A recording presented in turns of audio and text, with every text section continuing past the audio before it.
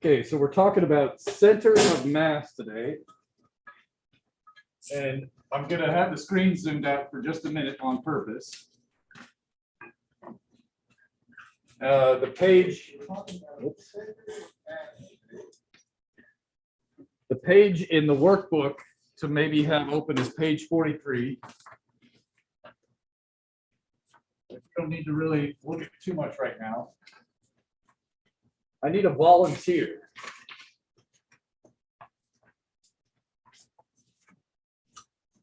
You want to help me out?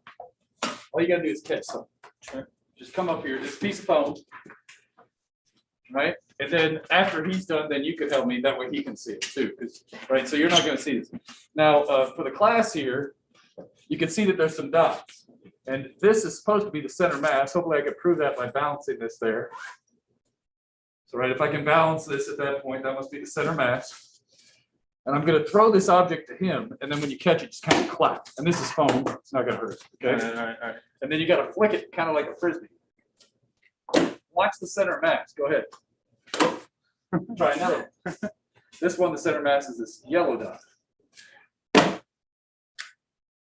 All right, now switch.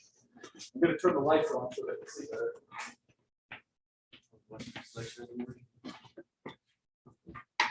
All right. Ready? Yeah. So just clap when it gets here.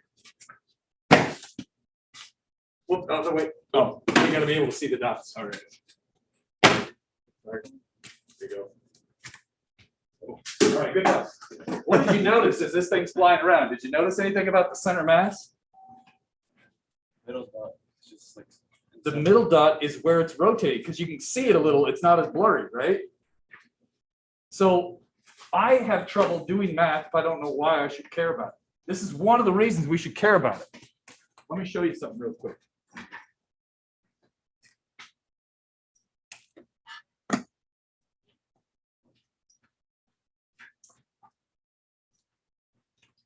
Okay. So why care? The first reason,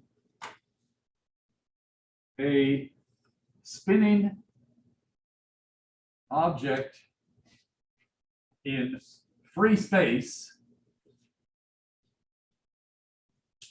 So you could think about like deep outer space if you launch a satellite or something.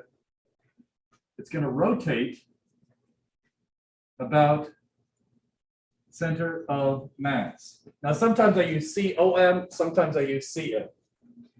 That's one reason to care.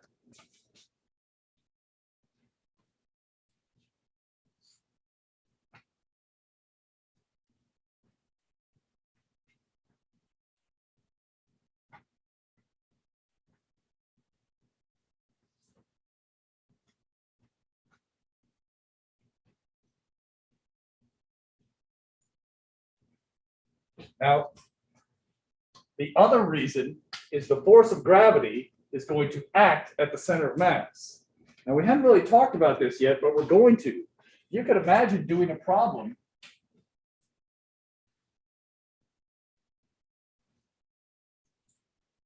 where there's some pivoted beam and then there's some rope holding it up. And in this problem, we're going to learn in chapter 12, it's crucial that we know that mg acts at a certain location, and we need that because our free body diagrams are going to improve. And it turns out in chapter 12, you don't need to copy this down. We'll do chapter, I'm just showing you later on, we have to know the exact location where forces are applied if we want to do torque. Now, all this is in a subsequent chapter, but if you don't know that that chapter is coming, you might be sitting there saying, center mass, who cares? It's just a bunch of math. I cannot stress this enough. We actually use the center of mass in a huge number of calculations. Is that enough said on that? It's actually useful to real life. It can help you figure out when something's going to tip over in this case. All right. Now, equations for center of mass. For some reason, whenever I write the equation, I just write CM, but when I'm talking to people, sometimes I write COM. CM, COM, both mean center mass, okay?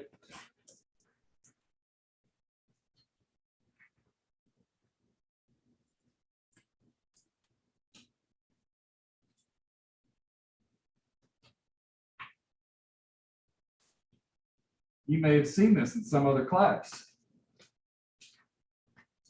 Basically, the idea is you take each piece of the object and you say, where is its center mass located and what's the mass of that piece? Let me give you a quick example here.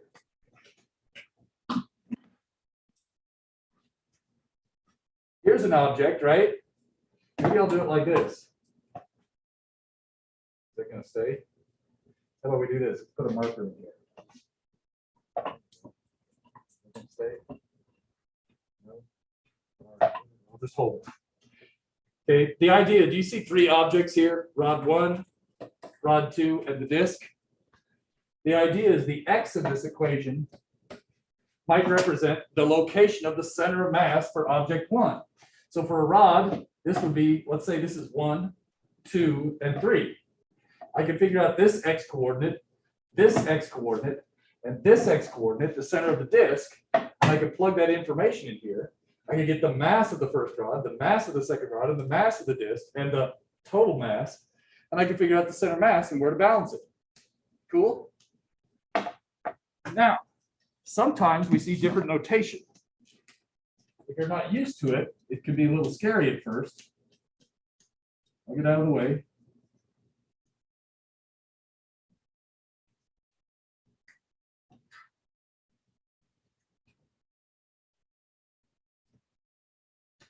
This is called sigma notation or sum notation. The idea here is you just do the subscripts this way, and I could equal 1, 2, and 3, or however many things you got. Does that make sense? How many of you have seen this kind of notation before? Just thumbs up, thumbs down. Okay, so you're probably, hopefully you agree that this looks the same as that. But most of you, well, all of you, actually know another way to do a sum that you might not realize. What's another way to do a sum in your calculus class? An integral is the same thing as a sum. Really, it is. All right? We've got different tricks. I'll get out of the way, I promise. So this is what we use for continuous objects. For example, maybe like this, right? Where we could talk about how much mass is a function of its length. And I don't know if you could see that, but do you see how it's got more density at one end than the other just by putting more chunk of aluminum on one end than the other? Or maybe you could have some weird shape like this, and it doesn't show up very well, so if I stand in front of it there, right? You could have some shape like this, and the mass is distributed in some complex way, and we could try and do an integral to describe where the center mass of a weird shape might be. So far, so good? What about this? Look at this weird case. I don't know if you can see that very well online. Maybe I'll stand in front of it again. Still can't see it very well. But the idea here is this is a slinky. Do you agree the mass is not uniformly distributed? There's actually a little bit more mass down here. See how there's a few more rings down here at the bottom and they spread out up at the top? It's even more dramatic. All right. So here's a case of a basically one-dimensional object in some sense. And we could talk about the density that varies from the top to the bottom. Just like this one, right? There's more mass at the bottom than there is at the top, kind of like the slinky. So there's a number of applications where we might actually find it easier to do calculus than to try and split things up into sums. That's all I wanted to mention on that. So far, so good? All right. Now, the summary is on page 43. That is not going to make sense right now. So what I want to do is I want to start simple and do this problem and teach you some of the units and the math, etc., even if it's a little boring, even if you've done it already in another class. Then we'll do a calculus problem, and at that point, we'll come back and we'll look at this check sheet on page 43 and see if it makes sense at that time. Does that make sense? All right, so without further ado, let's go to problem 9.27 on page 44. Let me switch whiteboards. I love center mass. I don't know why. I just love it. It's fun to me.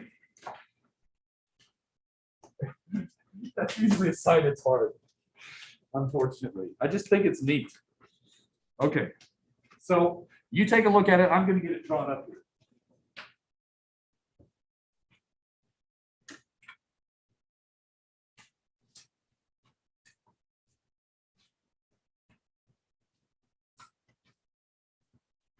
We've got three masses. Let's see.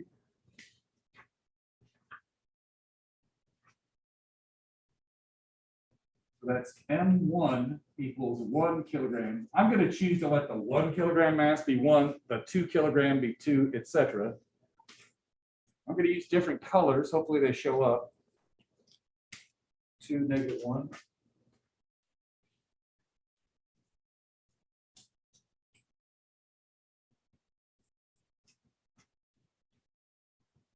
-3, -2.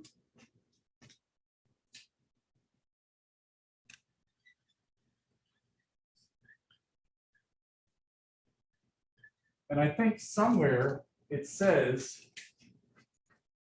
each tick corresponds to 20 centimeters. Is that right? Okay. So to be clear, this is not 1 centimeter, 2 centimeters, 3. It's 20 centimeters, 40 centimeters, 60, etc. So I'll label one of these 20. I'm going to leave the units off just because I'm running out of space. Everybody okay with that? Obviously, the negatives, you can put them in too.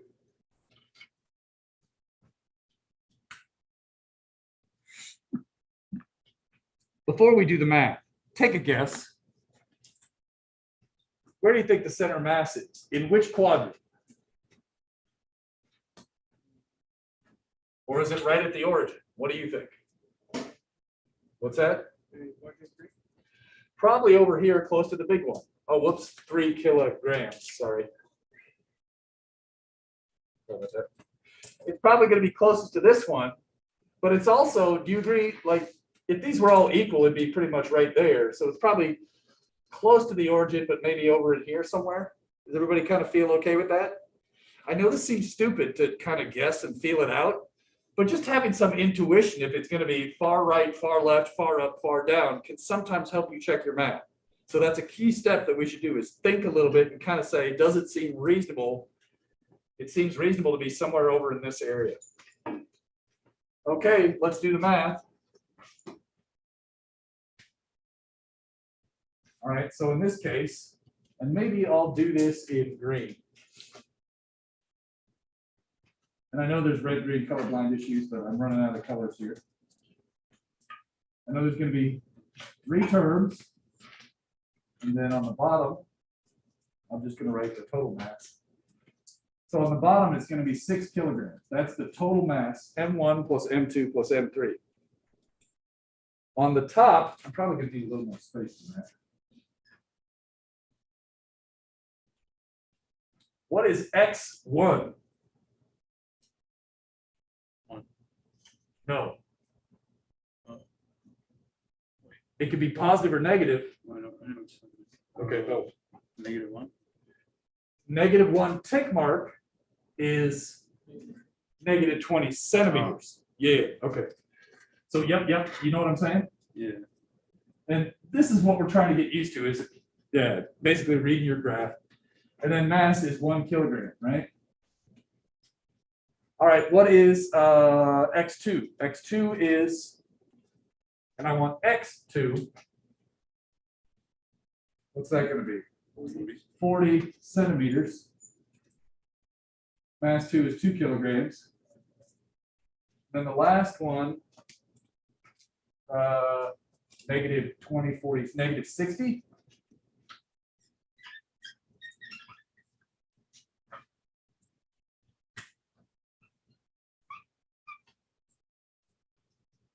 cancels.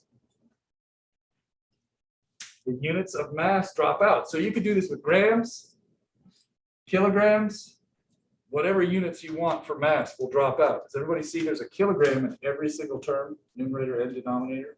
Yeah. That's a good sign because it's not kilograms of mass or something over here. It's the location of the mass. This should have units of meters or centimeters or millimeters or something. All right, punch it in. What do you get? I got to find my calculator. Okay. I know it seems silly, but there's a couple of things we can still learn, even though this seems basic. Negative 20 times 1, wait, I guess plus 80 minus 180 is 6. Negative 20.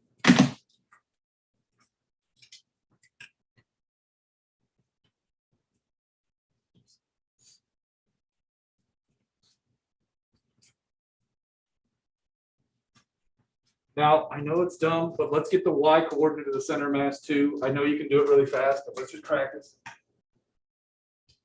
There's going to be 3 terms on the top. There's going to be total mass on the bottom. Let's see, what's y? Y1 is 60. And mass 1 is 1 kilogram. Kilograms are going to drop, I can see that. What's y2 in this case? Negative 20, good. Just making sure, you gotta always think about your plus minus signs when doing center mass. What was it, 2 kilogram? And then the 3 is negative 40 centimeter times 3 kilograms. All right, I'm gonna punch it in. Kilograms are gonna drop. I did units of centimeters, so basically 60 minus 40 minus 120. Divide that by 6. Negative 16. Change.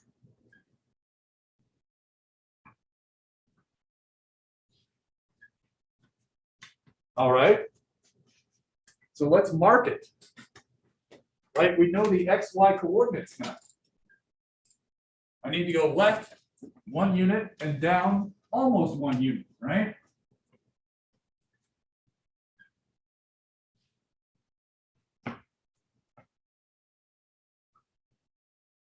Does that seem reasonable? Sure. That's kind of where we thought it would be.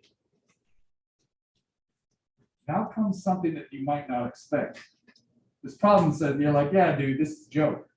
Well, keep in mind that 1 is supposed to be right on there, right? I'm going to draw it a little better.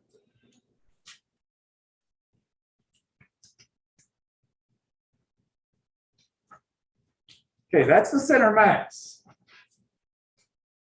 And look at this line going through it. Is there more mass on the left, on the right, or is it the same on both sides? There's more mass on the left. In general, just because you find the center of mass does not mean you have the same amount of mass on either side. Look at the center mass vertically. How much mass is below there? 5. And there's 1 above. Think about it. The center mass is not a split the mass halfway point. It's just where the net force of gravity acts. It's different. Just because you find the center mass does not mean you have the same amount of mass above and below or left and right. Understand that? That is counterintuitive in my opinion.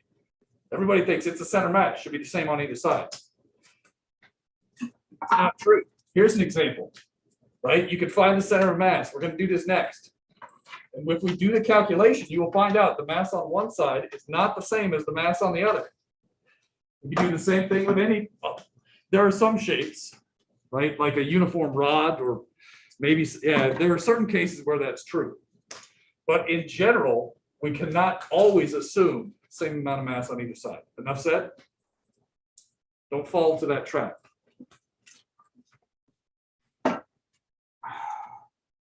Okay.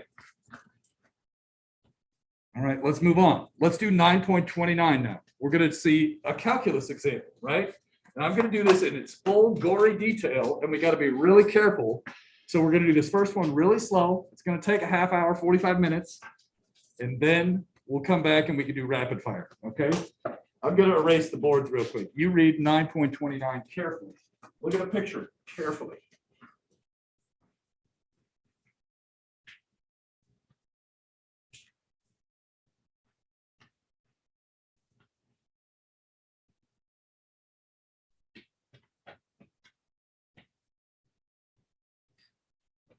It's exciting to do something other than blocks on a plane, huh?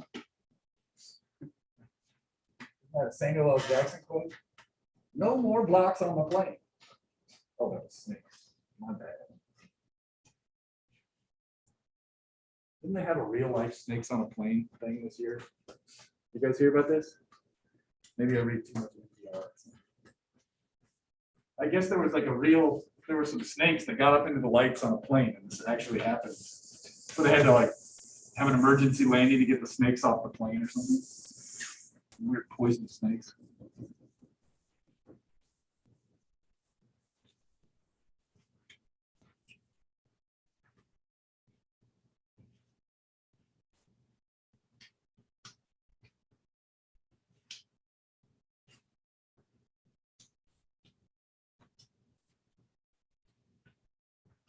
All right.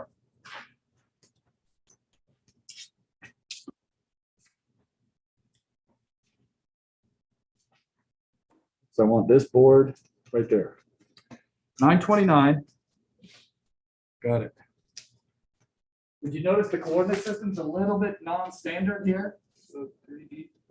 We got to do 3D. And in particular,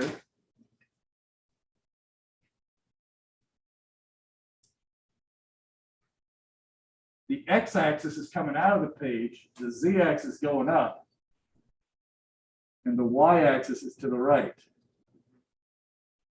So we're going to have to be extra careful for this problem, and that's in this problem for a reason. Two reasons. One, this is actually an alternative standard coordinate system in math books. Second, I want to show you how that shows up in a calculation part at some point. So be extra careful. To the right means y in this problem. Got it? Up means z. Now,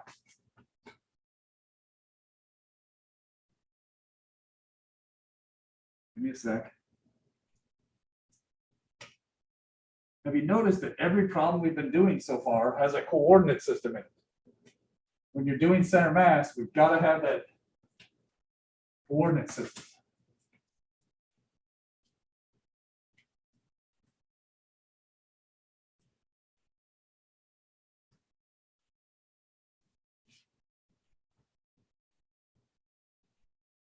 Crap. It's hard to draw these perfectly, isn't it?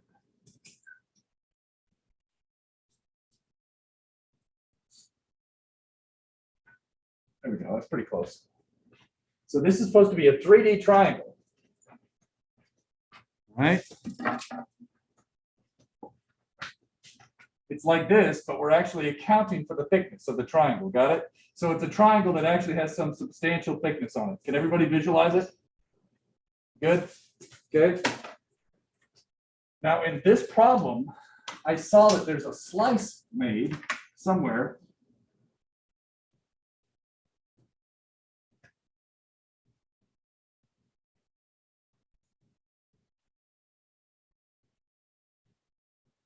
Geez, I'm not drawing very well, but it's hard in 3D.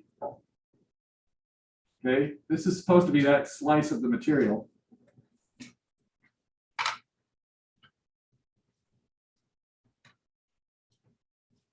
So it's like I took a chunk, and we're going to try and analyze this chunk. And I'm going to try and put some labels on here. I think this dimension was h. This dimension was w.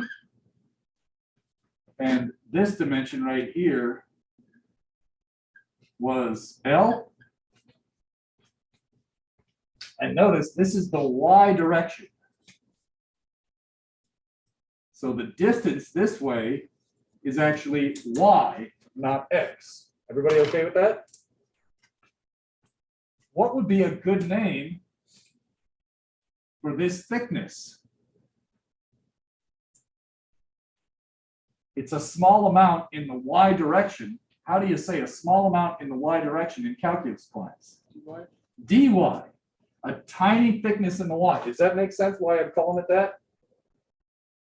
It's a small change. And I'm going to actually, so the y is supposed to go from right here to the center of the slice. Whatever, it doesn't matter. The slice is so skinny, it doesn't matter. Again, that's what we're trying to do. We're trying to imagine just taking one strip of this, and if it had some thickness, one strip of this thing would look like this kind of, almost like a rectangular slab. Okay?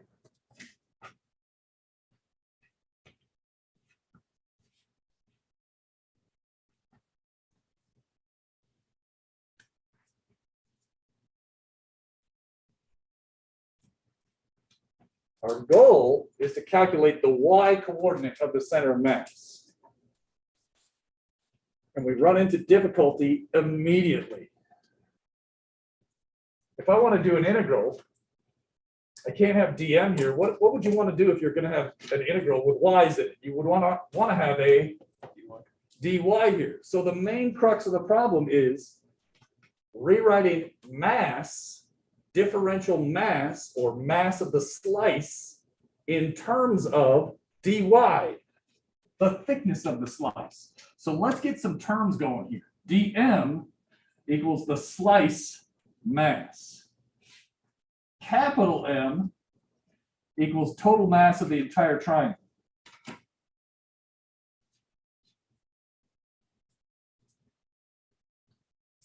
And I'll call it a triangular wedge.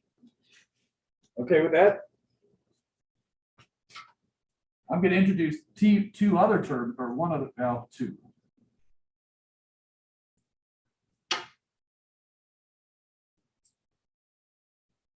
This is going to be the slice volume. Okay?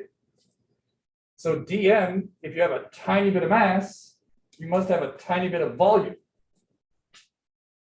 All right? Gosh. I wish I knew a way to convert from mass to volume or vice versa. Does anyone remember from chapter 1 how we do that? Density. Density. Remember that? Density has both kilogram. Okay.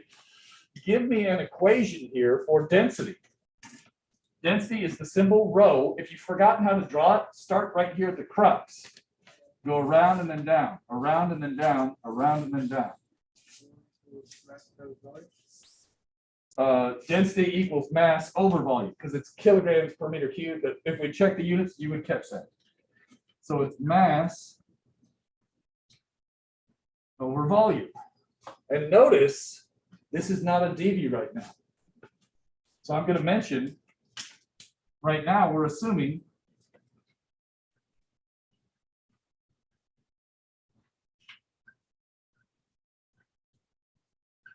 we have to always watch out for total mass versus total volume versus mass of slice versus slice volume. Now, here's our particular object. It's a piece of cardboard. Do you think the density varies a lot from this side to that side if you had to guess?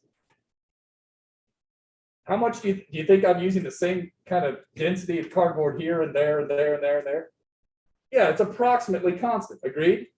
If you look in the problem, you may see this is true if uniform. That's the word that we're looking for.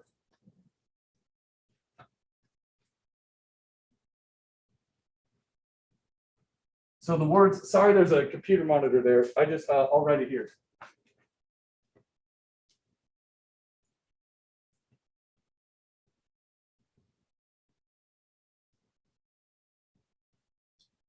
If the density is uniform, and I believe if we read this problem statement again, take a look. What's the third word? Oh, second, whatever. It's a uniform triangular wedge. Do you agree? Somewhere in the problem statement, it says it's uniform. So, unless you're told otherwise, don't we usually assume all objects are uniformly distributed? Well, that's what I'm going to assume. Basically, if the object is not made of one material like aluminum or wood or something, I will let you know and we'll handle that later. We definitely will. Here's an example that it does happen. Here's a non-uniform mass density where there's more metal on one side than the other. Or again, the slinky. This would be non-uniform where there's more density in one spot than another. But that's not what we're doing right now, so we'll come to that when we come to it. Well, if this is true for the entire object, is it true for the slice? Is the density of the slice the same as the density of the entire thing? Yes. So we can actually write this in another way. We could write rho equals dm over dv. And this is powerful that we can write it in two different ways. Hidden inside of dv is going to be a dy. That's going to be the piece of the puzzle we actually have to figure out. So remember, what is our goal? To get the center of mass coordinate. In order to do that, we have to rewrite this with a y in it somehow, some way. If we use density, I could see that dm is rho dv. And so somewhere inside of here, we can try and figure out how dv relates to dy. Problem is trivial at that point. So far, so good? What do you think of this, Alan? Is this like PTSD for you? I remember this exact same question on Zoom. Yeah. Yeah. Do you remember, was this the first week of COVID? It was. Remember when the whole class went online? It was. Anyways, I was also saying, I wanted to ask, does this look like anything we did in Physics 163? In particular, I'm thinking about Gauss's law, uniform, non-uniform. Yeah. So we're going to use this in that class too. That's enough on that. Basically, make sure you get this right, people. Take the time to learn this math, all right? Okay.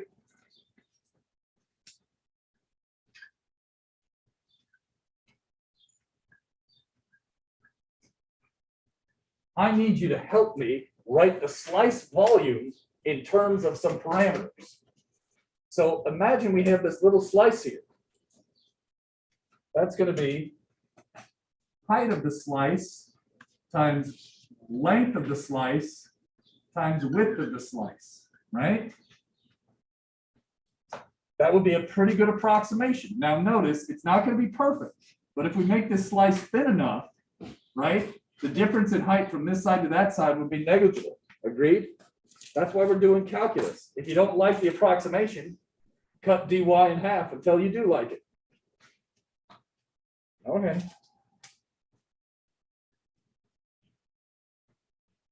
What's the height of the slice? Is it a constant or is it not a constant? Is this slice going to have the same height as this slice, as the same height as this slice? No. So that's too hard for me right now. Let's just leave it as height of slice. What's the length of a slice? dy. And what's the width? So those ones we know, and I'm just going to write it like this.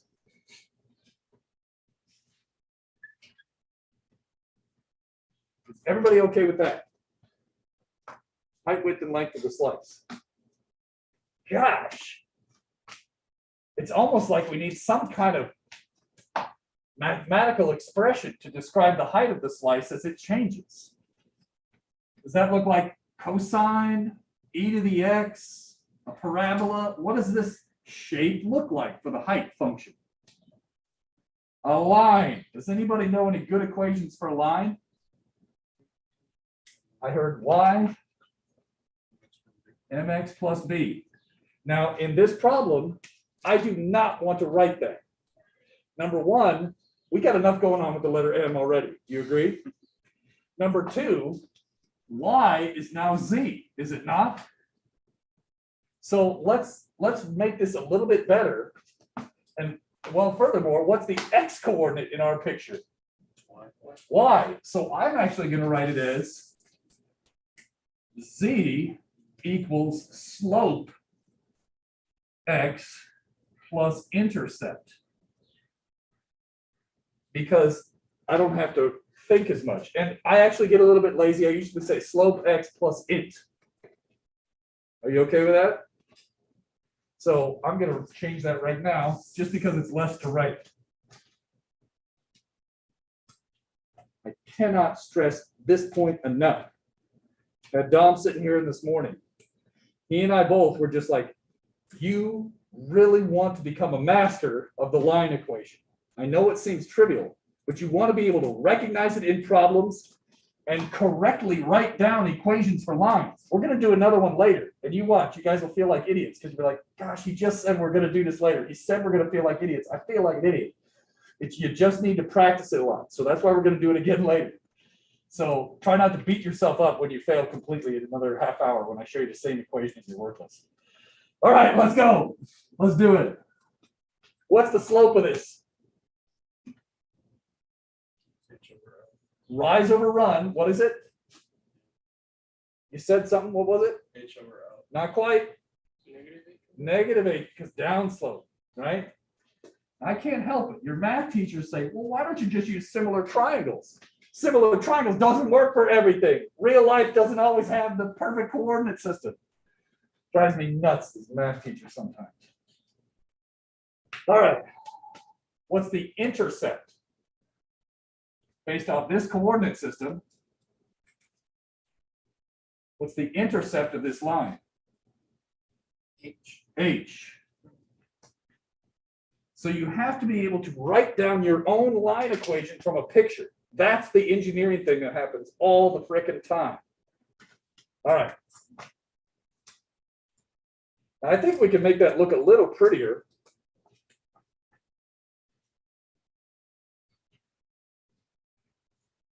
Wait a minute. Ah, crap. What did I just screw up that I just talked about? We need to use a Y for our X, not a, crap. See what I mean? This is tough. And I've been doing this for forever and I still screw up. I caught it right here. Should be minus, I think. Do you agree with that? All right, so this is not easy. We got to get it right. Correctly taking a picture and writing an equation for it is tricky. Enough said? Well, isn't the height of the slice this Z function? When I plug that all in, it's going to be HW. I'll get out of the way. 1 minus Y over L dy. And I just rearranged things a little bit. The W and the dy came from here, and the rest came from the Z. Is everybody okay with that?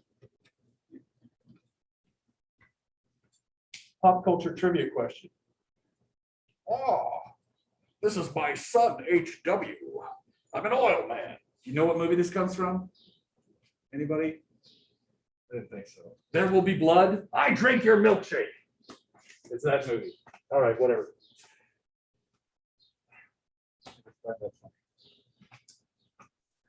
Yeah, we should get back to the problem. Do we? I think we have all the. What's that? You remember it? Whatever. Okay. I think we've got all the pieces. Oh, shoot, we don't. Do you know what the density is yet? Do we have an equation for the density? We know it's mass over total volume. Could you get the total volume of this wedge and plug that in?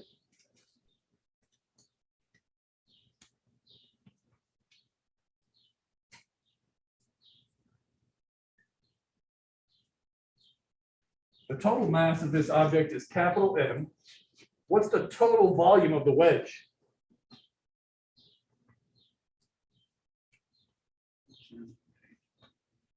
What's that? Speak up. HL. HLW divided by 2 because you got the triangle. Yeah. So if it was a perfect rectangular slab, it'd be HLW, and then we basically get half of it. Yep. So that's gonna be 1/2 HLW. I'm gonna flip the 2 upstairs.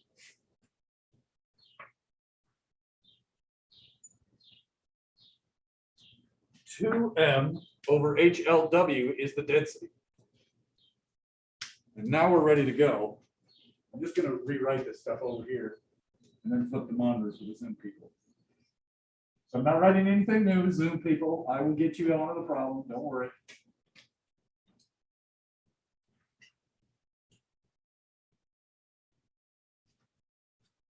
DV is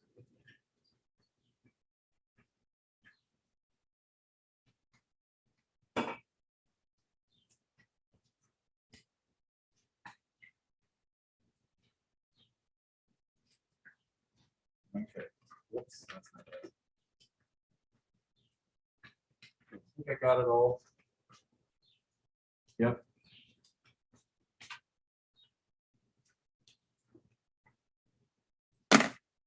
So that's our results from the previous whiteboard. Here's our equation.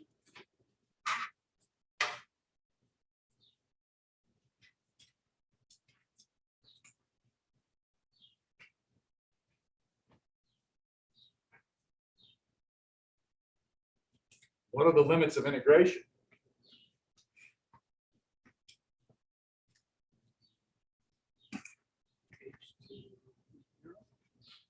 Come on, computer.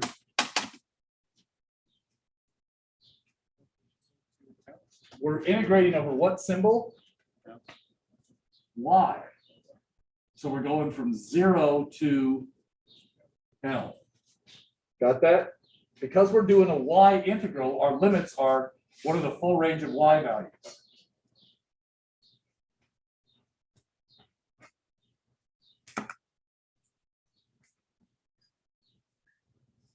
Did that make sense why I did that? There's a lot in this problem. We'll go through it at the end, okay? We'll summarize. Well, I've got all my pieces. Let's plug them in.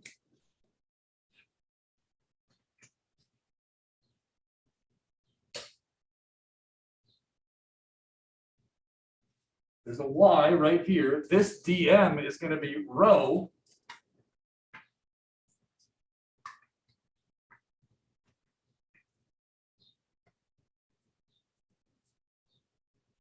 You know what? I'm going to leave that as rho for right now. Just trust me here. I know it seems silly. I'm going to leave it as rho. We'll plug it in next. That way you can really see the dV, right? So dm, dV.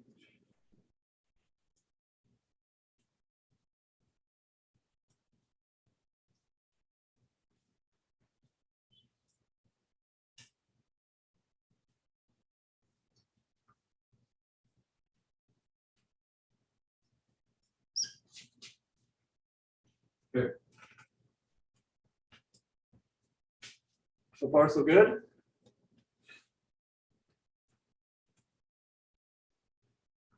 Are there any constants we can pull out of the integral? In particular, is the density constant for this problem?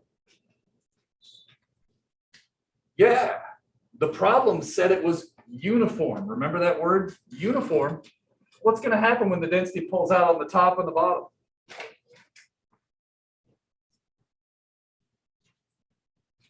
It's going to cancel out anyways. See it? That's why I was like, you know what? I don't want to write all those symbols because they're going to cancel out in a minute. Now, if it was non-uniform, like the slinky or the rod, we'd have to plug in the function for it. So that's why I'm showing you this method. This method, we didn't really need to get the density. But the method I'm showing you is valid, whether it's uniform or non-uniform. Totally works. So pulling out those constants, HW is also a constant. Right? The total height of the big triangle is constant.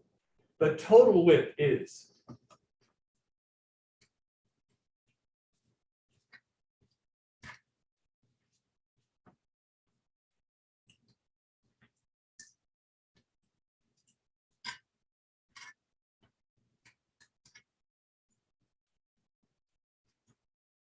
And now we can see these constants all drop out.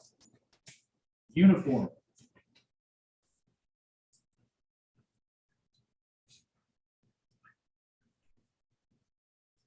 It's not always going to pull out, but h is the total height of the triangle. So in those cases, those parameters do pull out.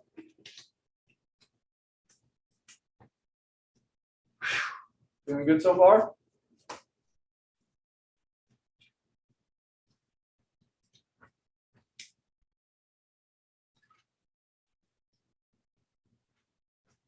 Now,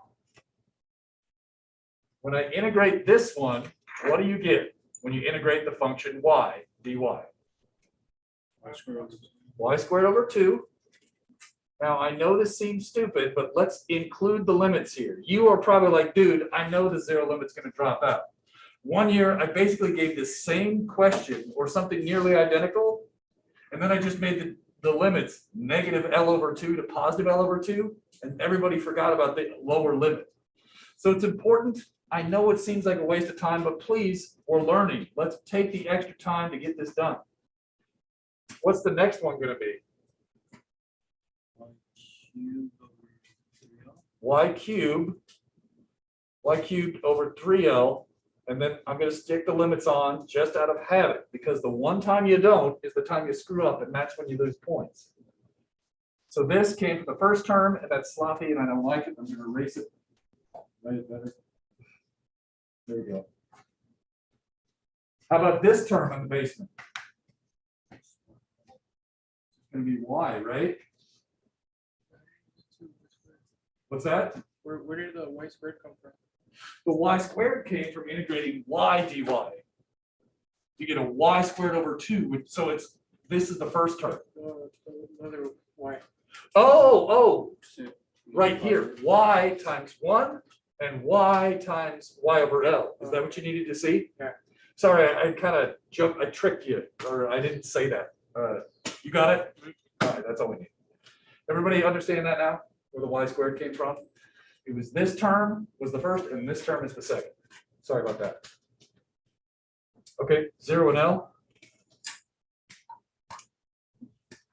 What's the last term going to give us here?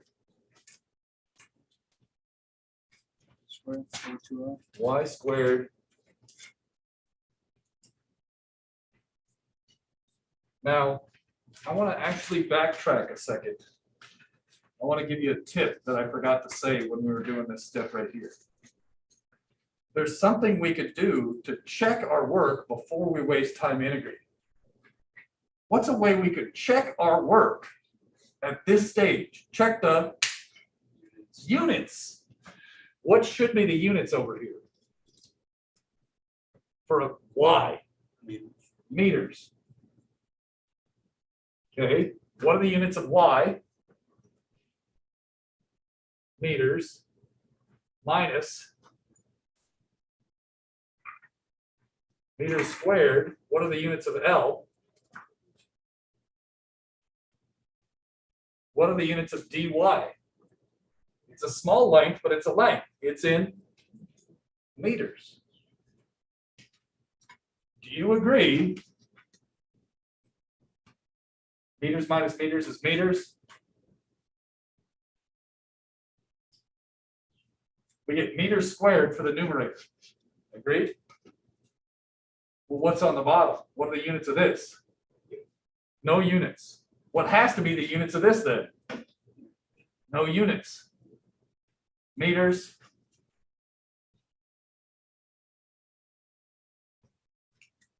The units check. Did that make sense that the units check? So if you get to the spot, right, the reason I mentioned this is, let's say you have a long calculation like, oh man, I don't want to do this integral if I don't really have to. You could check the units of the integral and make sure you're right at that stage. Obviously, you could have a mistake with a minus sign or a plus and you would never catch that. But at least it tells you if you didn't flip something or forgot a density or something. You know what I mean? Good enough? Check the units on intermediate steps if you're worried. That's the whole point of that. Now, at this point, you agree the zero limit drops for every single one.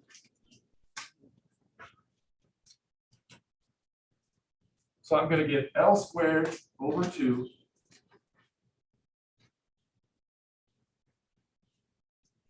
minus L cubed over 3L, and then L.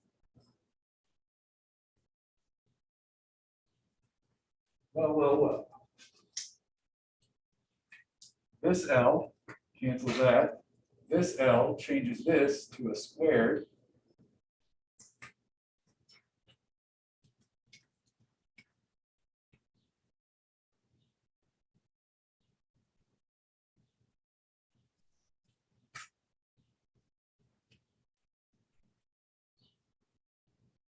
Look at that. What's L over 2 minus L over 3? Common denom, right? Can you see it better now? What's it gonna be on top? Oh, wait a minute. What did I screw up? I forgot the squares. Do you see that? We would have caught that by checking the units in the next set. What do I get on top? 3/6 minus 2/6 is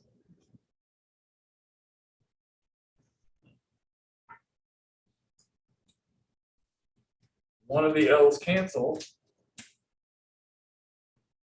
This is looking good.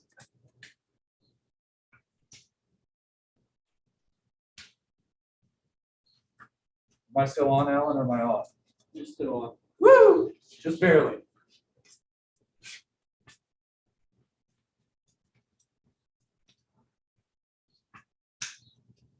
Does this make sense? That's always the hard part, right? The units look good. Do you agree? Or question? Go ahead. What are you thinking? Oh, you got it figured out? Yeah. Okay, cool. Yeah, L over 3. Let's go back to our picture over here. That's how you say, does it make sense? G, where do you think the center mass of the triangle is? Closer to the fat end or the pointy end? Closer to the fat end. It's 1/3 of the way, right? So the center mass, if I split this into thirds, is probably about right there. That's my guess. So somewhere along this line. Got it? How many of you want to do this integral again? I don't. The cool trick is, now that we derive this, memorize this freaking result. For a triangle, the center of mass is 1/3 from the fat end. Wait a minute. How high up do you think it is? 1/3 from the fat end. To be clear, we're talking about right triangles. Do you agree? We're not talking about oblique triangles. So I already know the vertical coordinate. It's right over here. What about the coordinate into the page? Now, I know this isn't very thick, so maybe I'll do this just to kind of.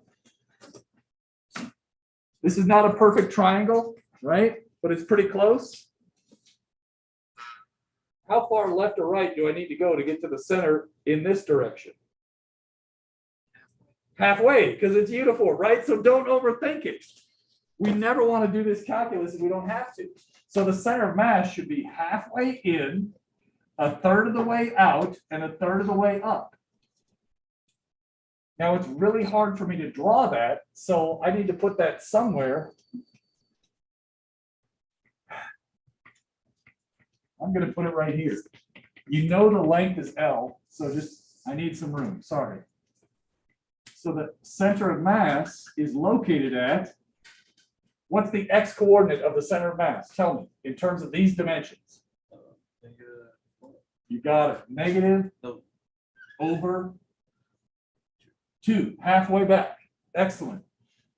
The y coordinate is going to be this way, which we said was halfway from the fat end, or I mean, not halfway, 1/3 of the way, L over 3, and then up.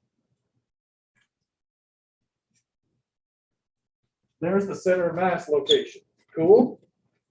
This is the X, Y, and Z coordinates of the center of mass. Now that we know triangles pretty well, every other triangle you see, you have it memorized, right? And again, we're only going to be dealing with right triangles. Why am I telling you this?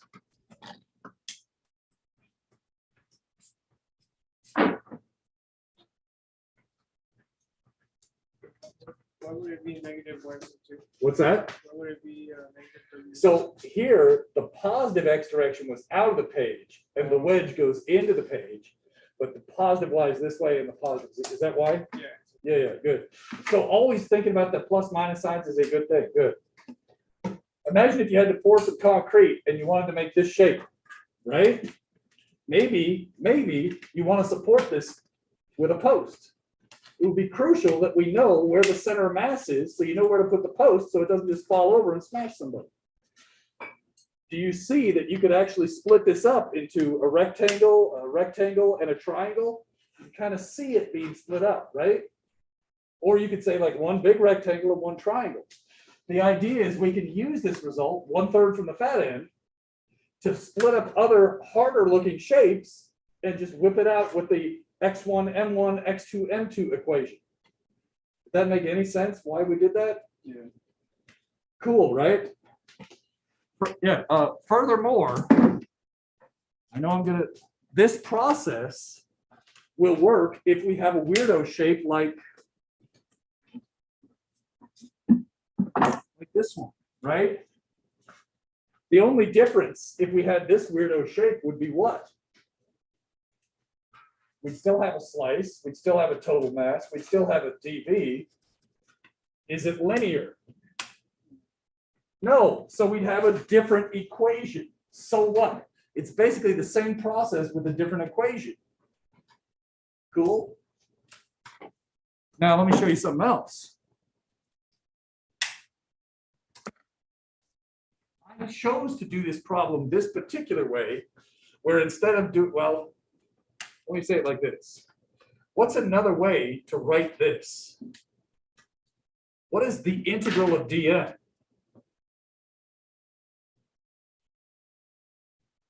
Over the entire object. What's always on the bottom in a center of mass equation? Mass. Total mass. What's that integral supposed to be? If we did that, we should get m. Do you agree? So here's the deal. In a lot of textbooks, they'll say like, oh, just plug in m for the total mass. If you did that, we would have to plug in the density. Do you agree? Because the density would know, we couldn't do this trick of canceling it out. If you plug in total mass on the bottom, you save yourself an integral. But it's not for free. Then you would have to plug in this and a whole bunch of constants you'd have to think about and cancel them a different way. Does that make any sense what I was just talking about? So you either use total mass and shove in the density function, or you use density on top and bottom. I personally kind of like the density top and bottom. Again, if it's non-uniform, the problem will say some numbers here, and you can plug in some equation from the problem statement, and then you just do the problem exactly the same. What do you think? Kind of getting it? All right. I want to say one more thing before the break, and we'll come back and we'll do some problems. I want to look at that summary now. Right? So go back to page 43 and skim over it. And I'm going to do my own version of it, but I got to erase the board first. So it's going to take me a second. Read page 43. Oh, yeah. I'm too lazy to draw things. I just take a picture. I love center mass. I also had caffeine late in the day. That's probably more what it is. I'm like flying high right now. Diet soda. You know what else? You guys actually, I was so happy that people did well on the test. It's like, oh my gosh, finally. That was nice. I really appreciate it. And I mean, you know, there's everybody might have a problem they do bad at here or there, but it was so obvious you guys studied. It's like, oh my gosh, what a relief. So thank you so much for obviously putting in some work. It made me just, I don't know, maybe I won't quit my job now. All right. Unless you got a winning model ticket. Then I'm gone. Okay. We'll just erasing on Zoom here.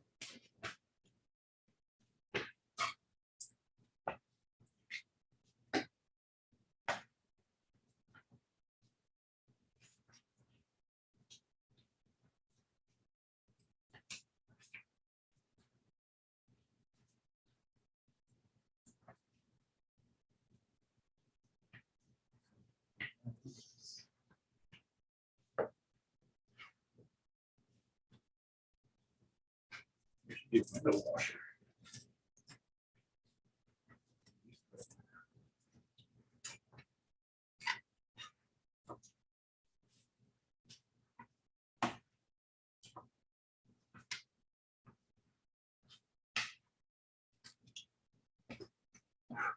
Okay.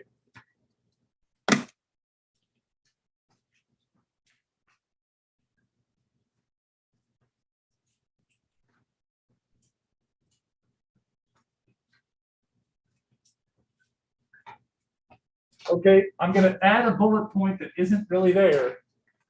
So bullet 0.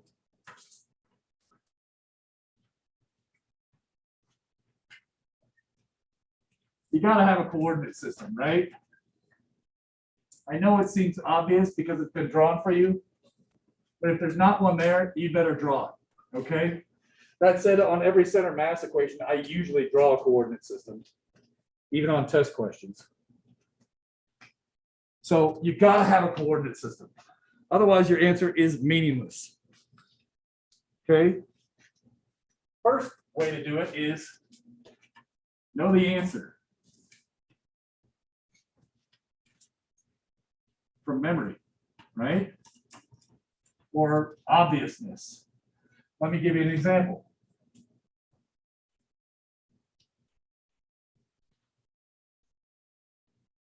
One-third fat end. I'm not gonna do the calculus if I know the answer. How about for a uniform disk? Or a uniform square or rectangle, right? Or a thin rod. Right? If it's uniform, you just know what's at the center, right?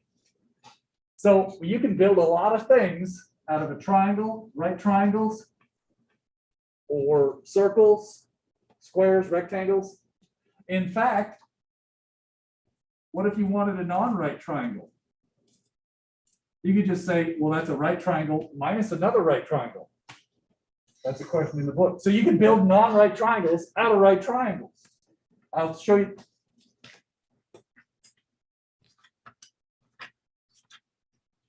That's problem 9.42. Here, 9.42. All right, so basically the short answer is just know the frickin' answer.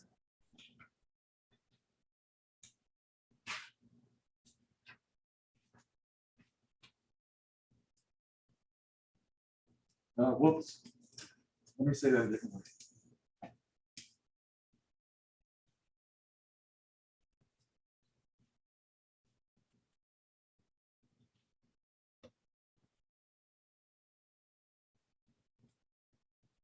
So we're going to do this problem in a minute.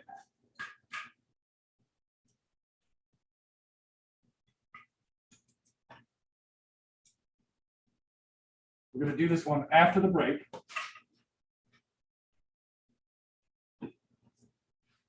Do you agree we could split this into known pieces? Like, I know the center mass of this is right at the center, right?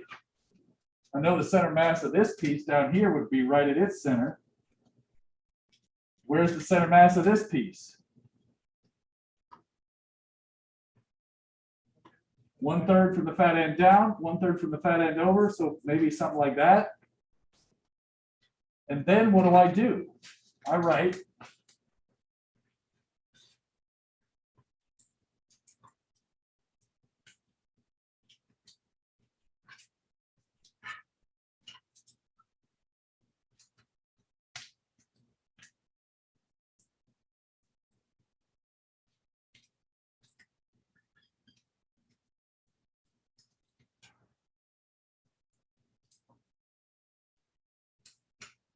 You know what I'm saying? There's still some tricks to be done, but I'll go into this with you in a minute and show you the tricks after the break. But does that visual kind of help you understand what I mean by this? Split an object into chunks and then use the non-calculus version. More on that after the break. What about this? Right? Do you see the two pieces, a circle and a square? Check this out. A circle with a hole in it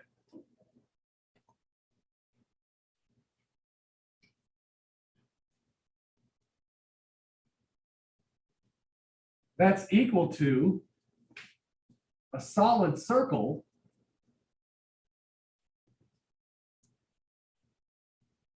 minus a solid square, right?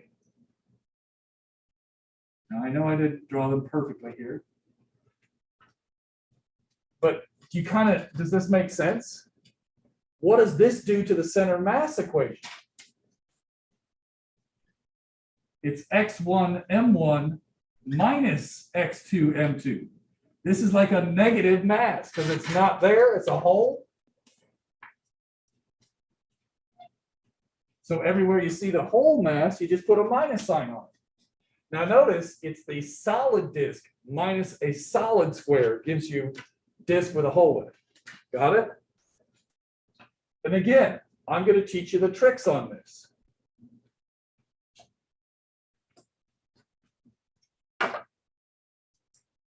Lastly,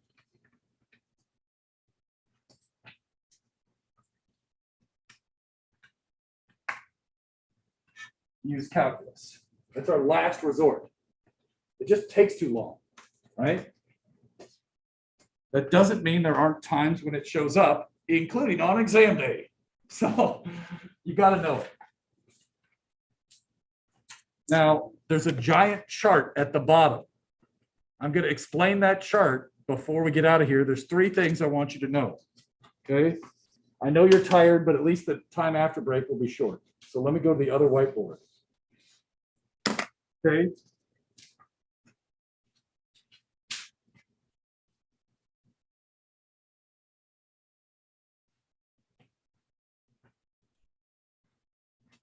Here's a one-dimensional problem. Obviously, well,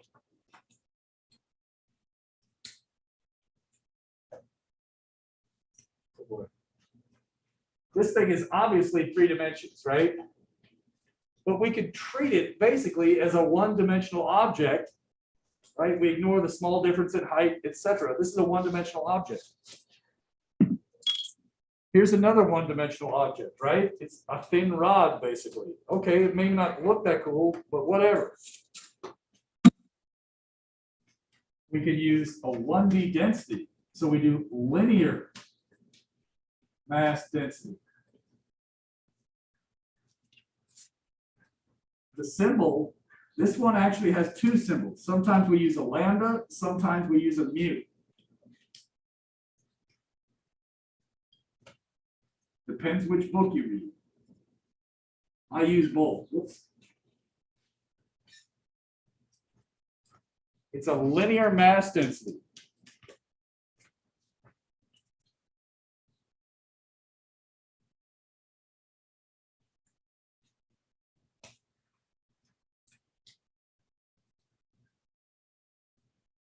If it's a uniform mass density, you take the mass and divide by the length. What are the units?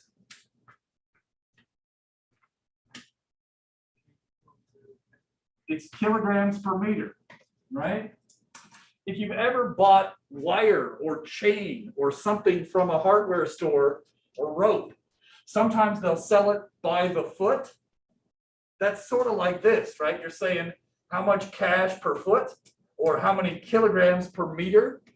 So it's just describing something cost per length, because again, with something like this, you'd be like, look, the width is the same. I don't care about that dimension. I don't care about the height. It's approximately the same height. Just charge me by the foot. Okay. If you buy lumber, you pay by the foot oftentimes, but it's got a cross section.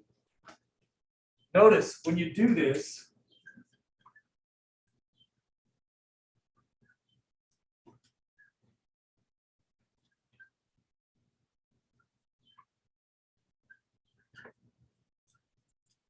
it's going to look something like this, right? You'll either get a lambda or a mu here, right? I'm going to erase the mu for now, just because, whatever, we'll use lambda for today. But is everybody okay? You get the right units when we do this one. I should do this one. Checking the units, this is kilograms equals kilograms per meter times one of the units of dx, meters. So it's just making the unit math look good. Cool. You know, another density, we did one. Leave some space, about double that.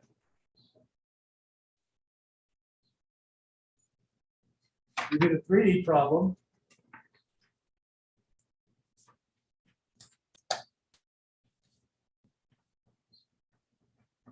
The triangular wedge. We'll call that volume mass density.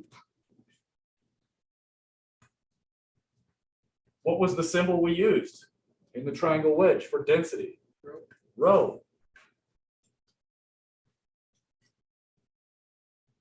It was mass total over what total? How do you get density usually? Volume total. Do you see a pattern here? There's going to be one more that comes right in there. What are the units?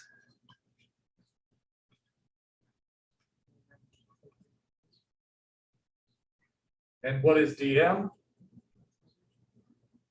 Rho dv. Am I still on? Did it just barely fit? Okay, thanks. Okay. G, what goes right in between? What size problem? 1D, 3D, 2D. In a lot of problems, what you do, where'd my triangle go?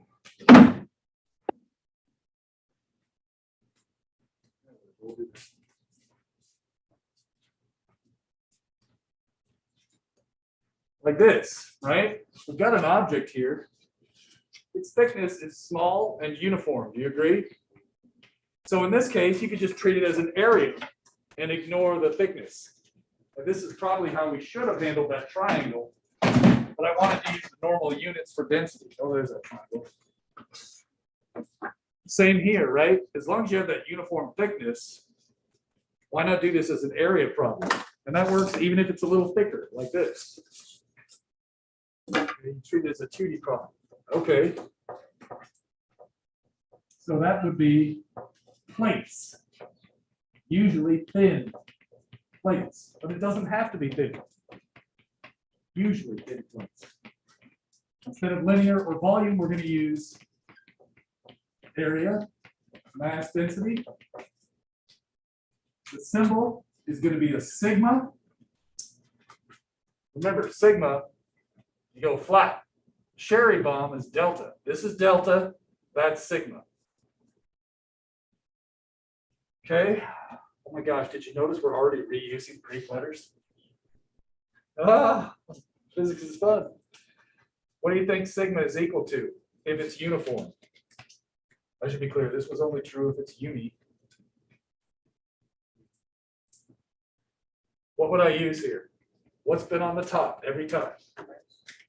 Mass total over what? Over what? We have length total, we have volume total for area total. Does that make sense? Whatever it was. What are the units? Kilograms per meter squared. What's dm going to be? Density times dA. Now I'm probably off a little bit, right?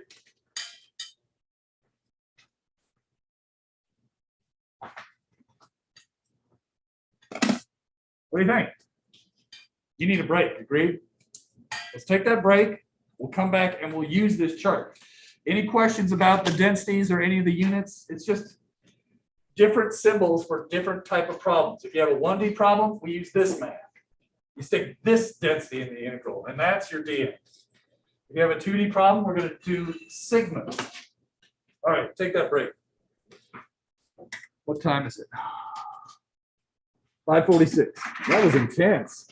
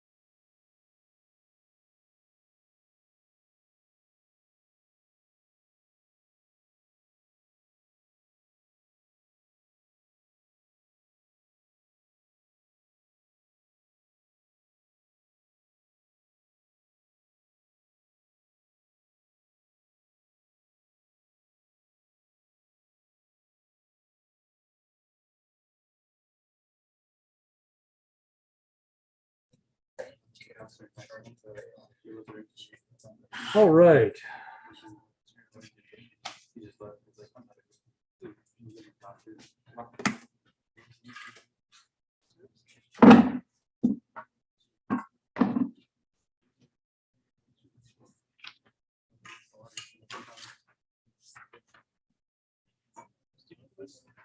Okay, so let's get back into it. And then I just kind of wanted to get your buy-in on something before we go into it. We kind of slow played that, or that was me thinking that I slow played it. What I'd like to do now is do the setup to as many problems as possible, but not finish them, if you are okay with that. The reasoning being, you've got the solutions in the book, right? This is not the book, but you've got the solutions in the book, and the setup is the hard part, in my opinion. But if you guys want to go, like, if you're like, no, I want to see this one all the way through, tell me, and I will just do it, okay? But are you kind of okay with that idea or not? Thumbs up, thumbs down, kind of. And then we'll see where it goes. Okay, so let's look at this one, which is 9.31. 9.31, we got an object like this, and we're going to put the coordinate system right here. And let's just get to it. I'm going to draw it. It's going to fall on me. Let's go.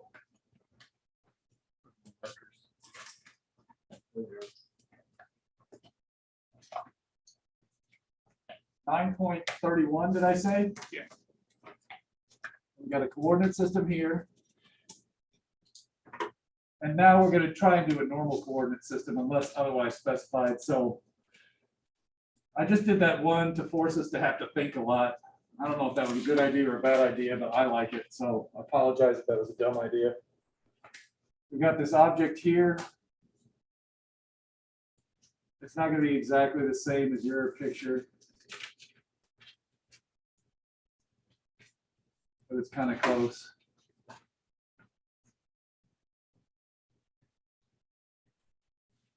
All right. And then our goal is going to be, how are you going to approach this? Are we going to do calculus or not calculus? No calculus. We're going to try and use X center of mass is equal to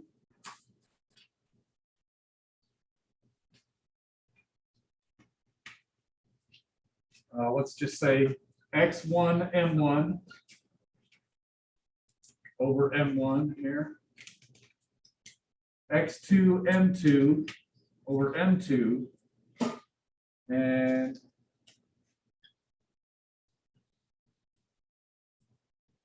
that's our goal. We're going to try and use this equation. Now, it doesn't matter how you split this up. You might be saying, I only see two pieces. Yeah, just trust me. I'm going to choose to split this into three pieces for no good reason, apparently. But I think you'll agree with me in the end that it's just fast. So that's object one. Where's the center of mass of object one? Right in the middle or not right in the middle? Right in the middle. This is uniform, unless we're specifying otherwise. Did it say if it's uniform? Uniform. Write that up here because it's a big deal. Uniform density. Got it. That's what allows me to say it's right in the middle there. Everybody okay with that? Two, right in the middle or not right in the middle? Right in the middle.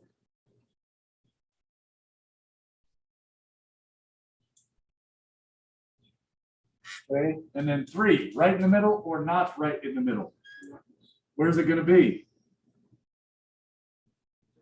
1/3 from the fat end. So it's going to be 1/3 over and 1/3 down, about right there. Doesn't have to be perfect. Just kind of eyeball it. In this equation, these are going to be the center of mass locations of those three pieces. More on that in a minute.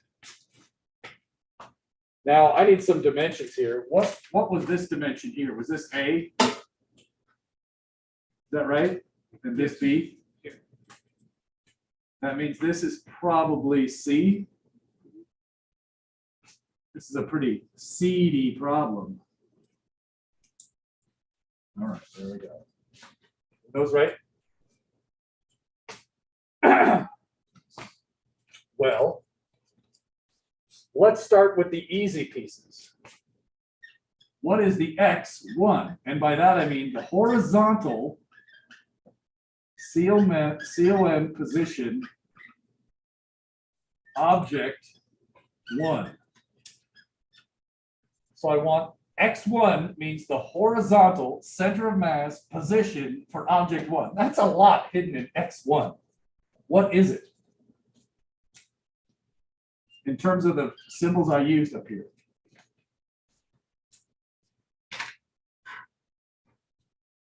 A -1/2 C. -1/2 C, because I want the X center mass, not the up and down. So I want to go to here. Notice that's halfway. Does everybody see that that should be -C/2? Is that okay? Okay. What's X2 going to be? Just for completeness, that's horizontal COM position object 2 equals. Same as X. Oh, yeah, you're right. It's exactly the same. Okay.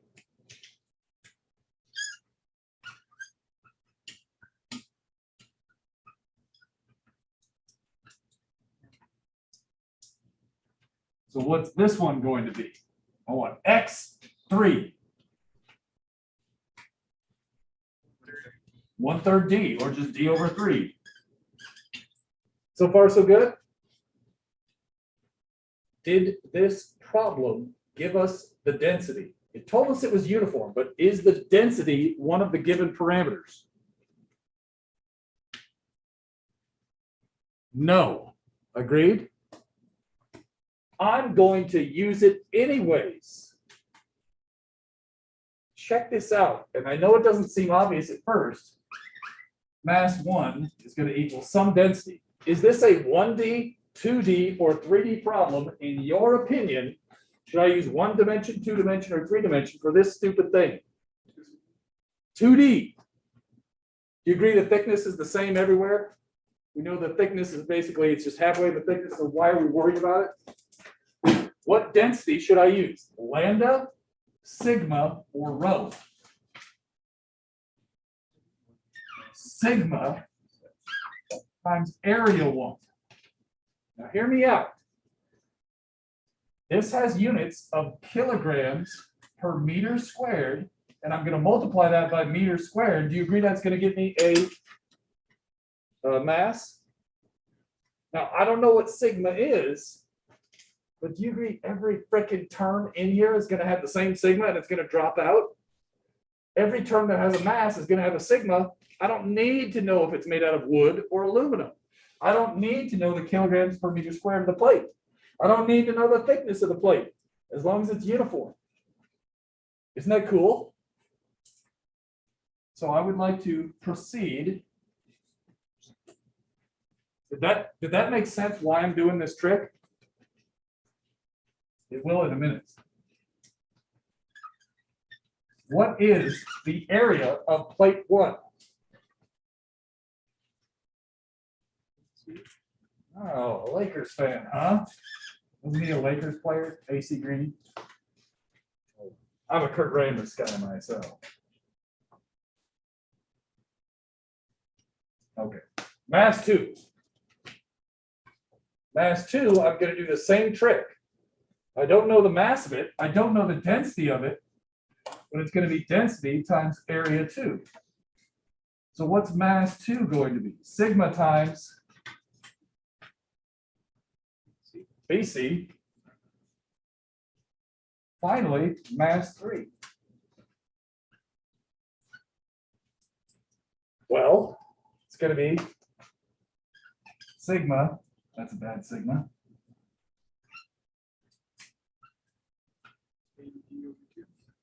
Say again? AD/2.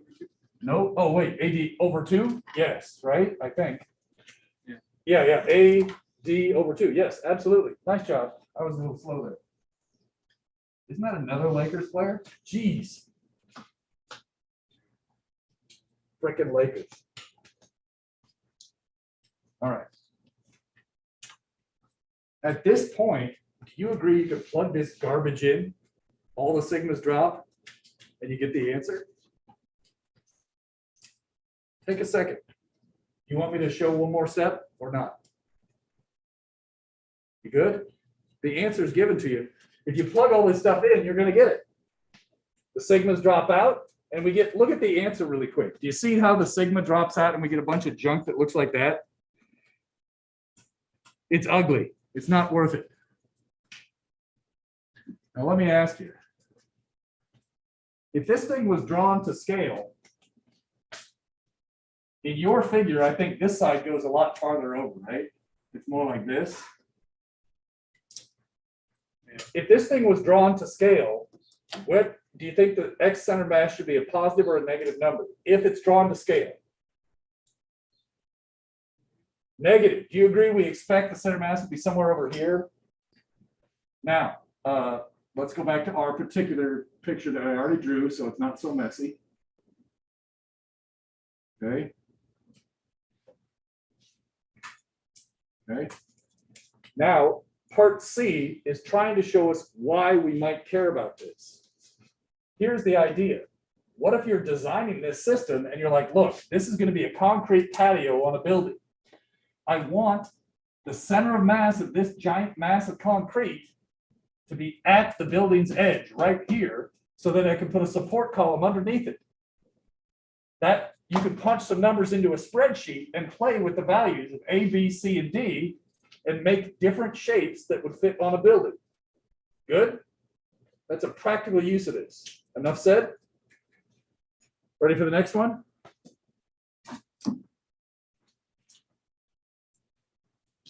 I'm going on. Everybody good? Let's do it. You guys tired and hot? Bored? I don't know. I'm having fun with center map. Come on now, computer. There we go. Let's do this one. We'll see if you remember how to do it.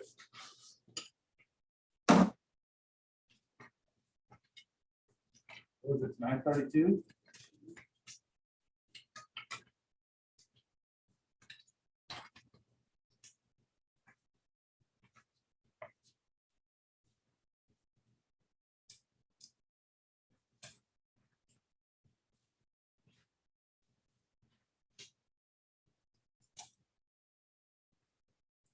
I kind of like doing some shading like this. I know it seems maybe a little bit silly, but especially when we start cutting holes in the object, it starts getting difficult to tell what's solid and what's not. So if you've been drawing pictures, I think it's worth it to put some shading in there. Okay. Now in this case, I know that this is equivalent to, getting bad at this, a solid circle. I'll give that some color. Minus a solid square.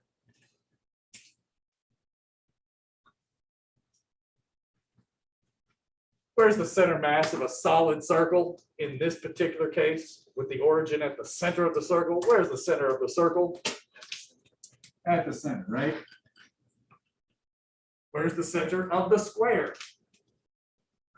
A little bit hard to see, so I'll do this one in black and outline. Where's the center of the square? Right at its center.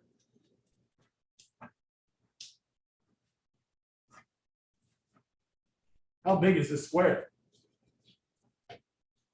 What's one side of it? Relative to the circle. In particular, let's say we know the radius of the circle is capital R. I think that was given, right? How big is that frickin' square? What dimension do we know for the square?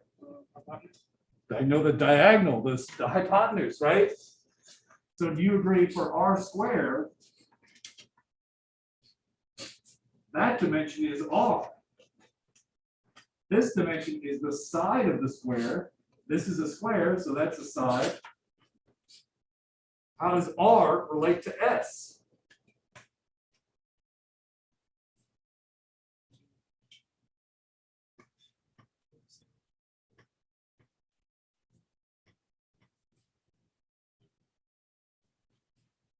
You agree that's true? Right? So then, do you agree 2s squared equals r squared? So what's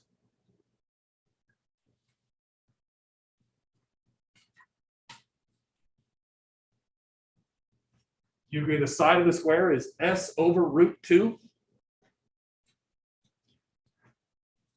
Do you know the density of this cardboard? Right now? Do you know it? The number? We don't know it. You do? You're cardboard technician. Is the density is the density gonna matter? Whoa. Geez, I'm gonna take that out again. All right, so I need to do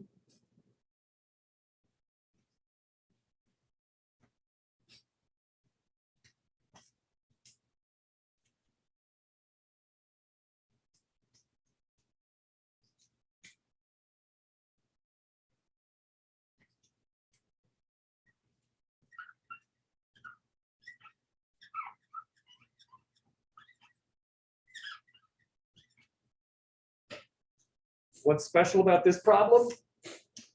Minus signs, because I'm losing the mass, right? When you have a hole, you subtract the term in the center of mass equation. Does that make sense? It's like it's mass that got taken away, it's a negative mass. Or you could think of it as matter and antimatter. If you took a matter disk and added this antimatter square, we'd probably all be dead because it would explode violently and we'd all die instantly. But, well, maybe R is really small. I love that physics jokes. They're not good. All right, help me out. What is mass 1? And this is the disk. We could debate C versus K for the spelling of disk. I don't care. Spell it any way you want. What's the mass of the disk? How am I going to write this? Tell me, is this a 1D, 2D, or 3D object in your opinion? 2D, same thickness everywhere, right?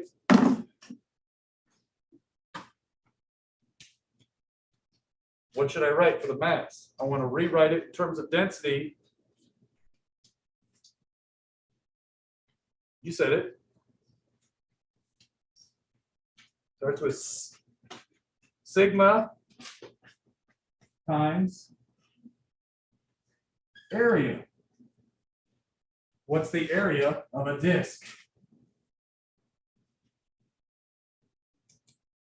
2 pi r is the roundest night at King Arthur's table, circumference. Pi r squared. I thought they were round. Okay. Not getting better, folks. Do you agree? Does that make sense? Pi r squared. Think about the units. Kilograms per meter squared times, I gotta have meters squared. That's how you can tell it's not the 2 pi r. Does that help? Think about the units to check your formulas for your circles. Oh, 4/3 pi r cubed. Meters cubed, it's a volume. Okay. What's mass?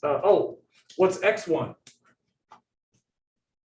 What's the location of the center mass of the circle according to this coordinate system? 0. Okay. What's mass 2 for the square? I need to write this somewhere a little bit lower on the page. It's going to be sigma times. We've already accounted for our minus sign, so I don't need to double do it. What's the area of a square of side S? S squared. Now, here, it doesn't make sense to have this term in units of R and this term in units of S, so that's why we need this little piece. Does that make sense? We use this geometry to rewrite the mass in terms of the same variable R.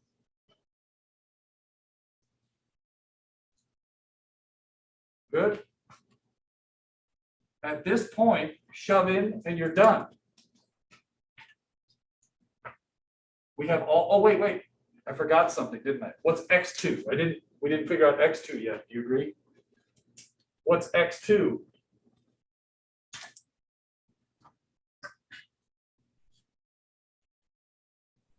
What is the x coordinate of this square relative to this coordinate system? S over 2. Now that's not going to work because we need it in terms of r, so then it's going to equal something ugly. R over 2 root 2. Now we got everything in terms of the same parameters. We could have done everything in terms of S or everything in terms of R. Why is it better to do everything in terms of R? Because that was the letter I gave you at the test question, and that's what's going to get you credit. That's the only reason. Look at the problem. Do you see I told you what R was? I know this may seem stupid, but this shows up again and again and again. You have to write the answer in terms of the parameter I gave you. I gave you R. That's the clue that says write everything in this problem in terms of the parameter R. Did that make any sense? It's not for any real important reason. Now look at this thing. Where is the center of mass? Just point at it with your, or tell me where it's going to be. First, second, third, quadrant, fourth. Where do you think the center of mass should be? Where is it for a uniform disk? Right at the center. You take away some of this mass, what happens? It's going to be right over there in the third quadrant. Does that make sense? So we expect a negative number for our answer. How could I check this experimentally? Balance it. What do you think, Alan? Is this lecture better in person or not? Or is it just as bad? You can see things better, right? Now, because like I said, I've been drinking caffeine, I'm going to use the next best technique here. All this for a nail, right? But the idea is if you balance it, we expect it to be shifted somewhere over here. It turns out it only shifts it by about 7%. And you can see that it actually balances there. Right? Should have had that acid. Okay, now, what else was I going to say about this? Okay, can you imagine? I know this doesn't really look like it, but imagine you have a long cylindrical shaft and you put a bunch of lobes on it. You could almost imagine this being like in your car and the cams are attached on top. Right now, we're not going to use this shape, but you can imagine the camshaft looking something like this with a bunch of these with weird center mass positions, et cetera, for the valves, et cetera. I am not an expert at auto mechanics. We're moving on.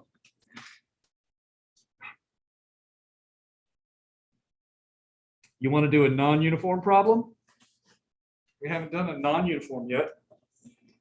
Let's look at 9.34 and finally do this stupid problem here. Gotta get some more tape for this thing. I'm going to erase the board. You read 9.34. It's a doozy. It's a lot. Read the whole question while I get ready. Looking tape.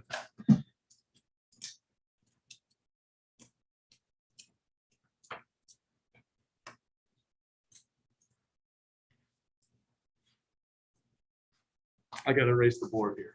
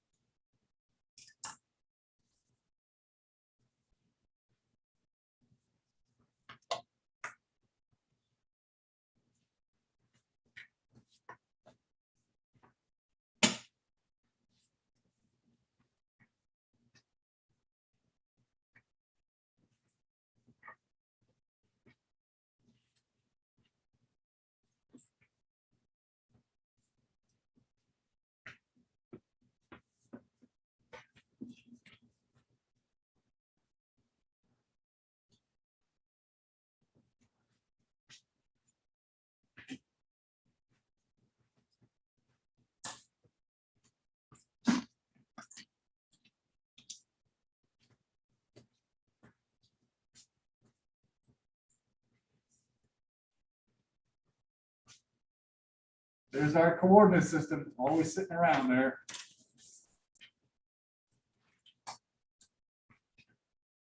And the idea is I put these slats of aluminum on top of this thing.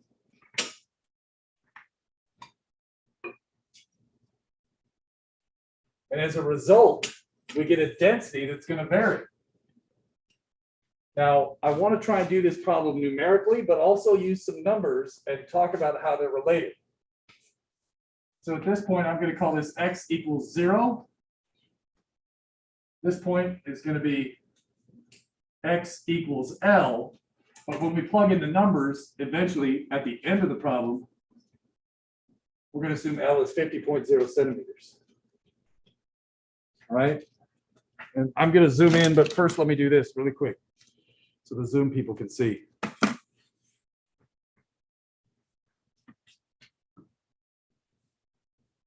Oops, here it is. Hopefully you can see this thing a little bit better. All right. And in particular, you probably can't see these, but maybe on the TV, can you read that at all, Alan? Let me zoom in max. That is max. Okay. But basically, I've got some numbers here. So basically, I took a chunk of this thing that's equivalent to the end. At each end, and I measured it. I basically got the mass and the number of centimeters, and I figured out the mass density. So I know the mass density at the left end, and I know the mass density at the right end.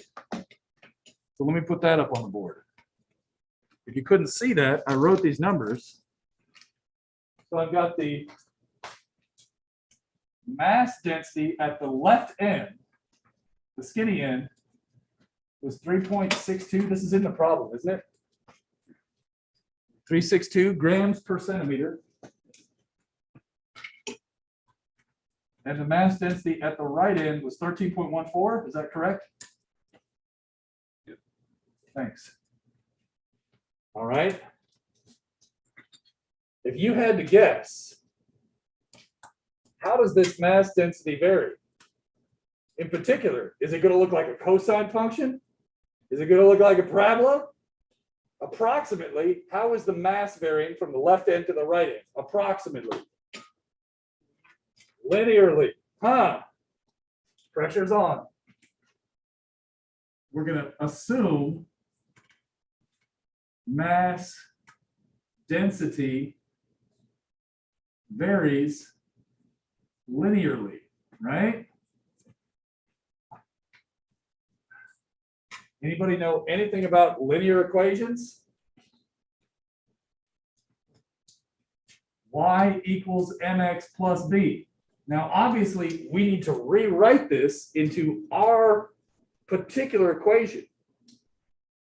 In this case, what is the thing that is changing as we go left to right? Is it x? Is it z? Is it mu? Is it lambda? Is it what is changing in particular when I talk about this sentence? What is the thing we're talking about changing? What is the function? Instead of y, I should be writing lambda. The mass density is lambda. Lambda varies linearly instead of y. Did that make sense? M means mass, so I'm going to change that to slope x plus intercept. Now,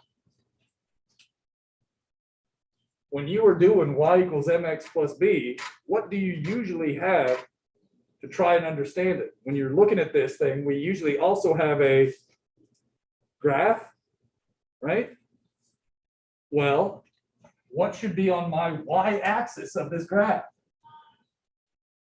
Let me draw it right here. Let me give myself a little more space. Give me a little bit of headroom up top. What is my value, or what is my axis? Instead of y, what should I label the vertical axis as? Lambda. Now we're going this way. The horizontal axis should still be x. what is the value of lambda at the left end when x equals 0?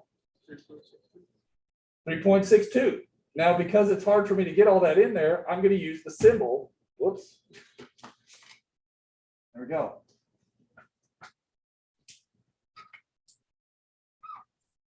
Lambda left. You know what I'm saying? Just so I don't have to write all the numbers and the units and stuff. At the right end, what happens to the density? Does it go up or down? It goes up. What type of curve is this? Linear. Going up.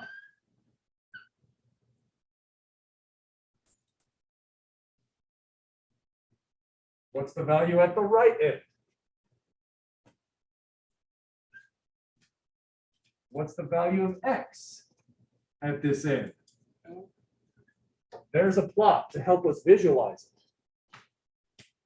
And now it's a lot easier to write rise over run and crap. You know what I'm saying? So what's weird, it almost looks like the shape. Do you see that? Basically, there's an offset associated with the amount of wood and aluminum at the left end. That's our starting value. And then it's going to ramp up to some higher value. Give me the equation of this line. Take a second. Make me eat my humble pie. Tell me you know it. Okay. How do you get the slope? Rise over run. What is it for this particular weird ass plot? I don't care if it's weird, just what's the rise? How much does it go up? What is it? It doesn't go up lambda r. Lambda r minus lambda L. Yes. Do you agree that's the rise? Yeah. So, and maybe you said it right and I just didn't hear. If you did, I apologize. What's the run? L. That's the slope. X. I got that. What's the intercept?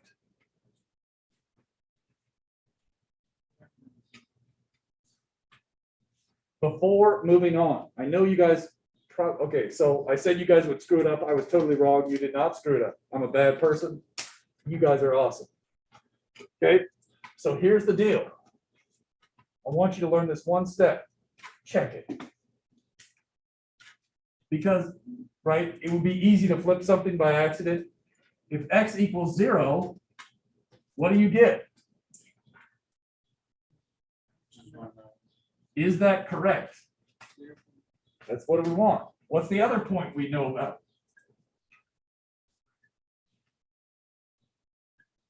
If x equals L, what do you get?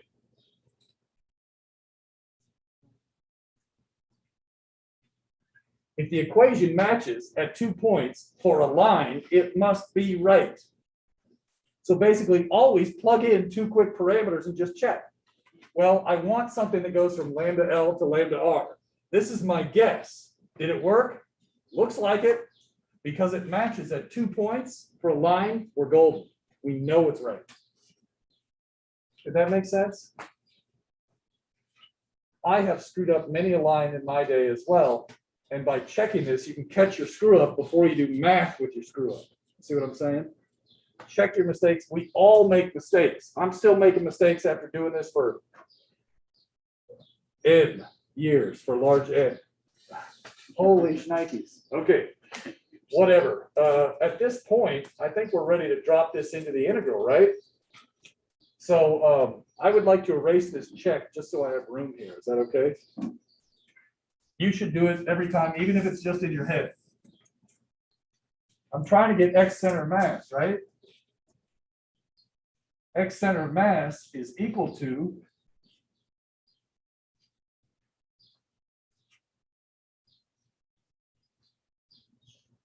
what are my limits of integration if I'm doing an x problem?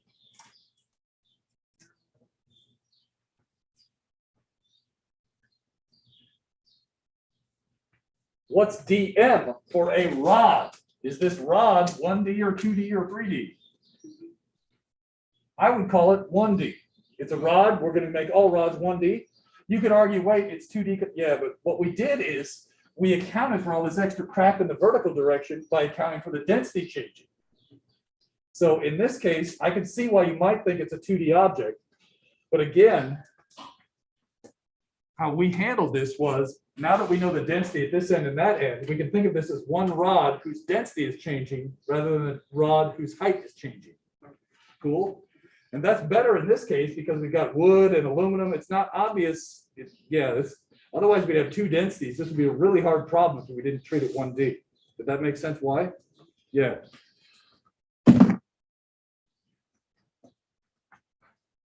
1D? So that means what's dm for my calculus lane? Is it going to be rho dv or something else? You remember that? Take a look at page 43. It's 1D. Look at that big chart. It's a rod.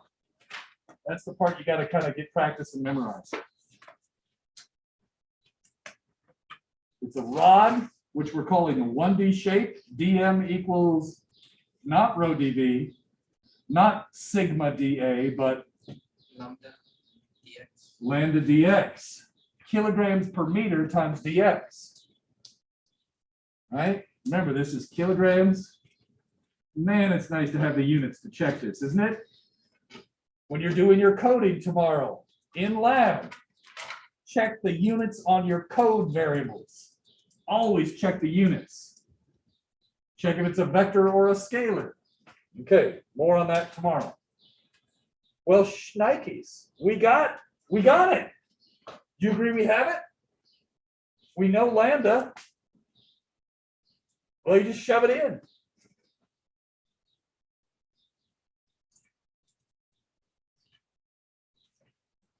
It's x times lambda is this big ugly thing.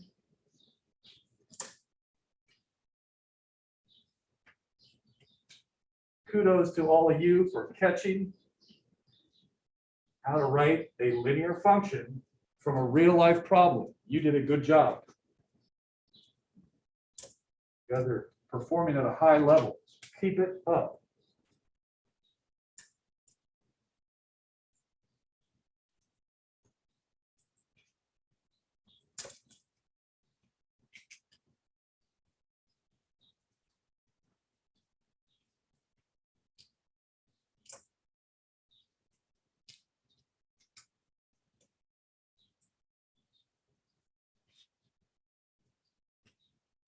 Before we just blindly go ahead and do this problem, do you agree that it's going to work out?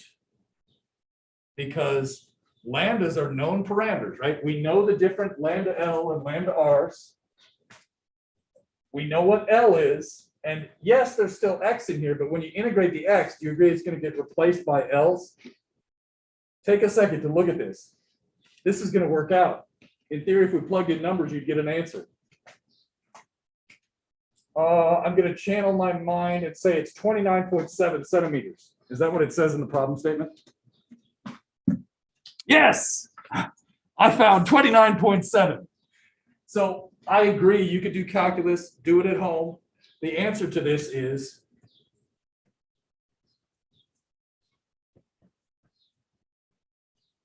I have an answer. What's something you should do with an answer? Check the units. Got it. What's something else we should do with an answer? Think about it. Yeah. Does it seem realistic? In particular, if it was uniform. If it was uniform, where would the center mass be? 25, right in the middle. Does it make sense that it's shifted a little bit farther away? There's more frickin' mass over here. Should work. What's another way we could check it? Nail it. Let's do the nail here.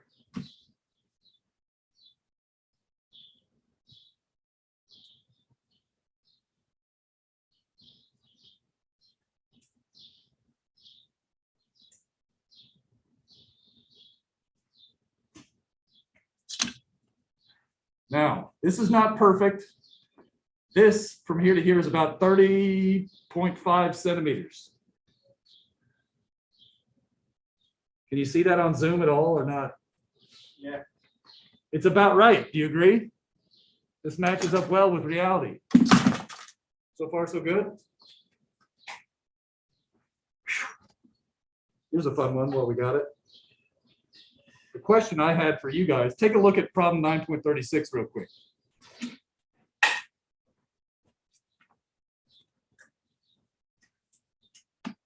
Nine point 36.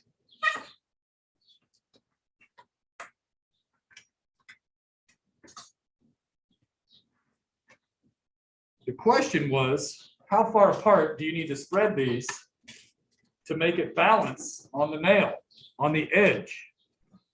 And I believe it's pretty close to 90 degrees in the real world.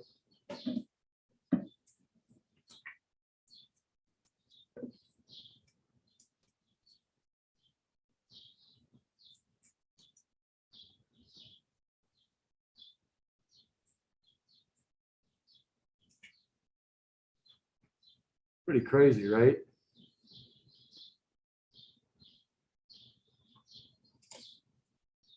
Oh my gosh. I got it first try in the other class. Karmic payback for doubting you.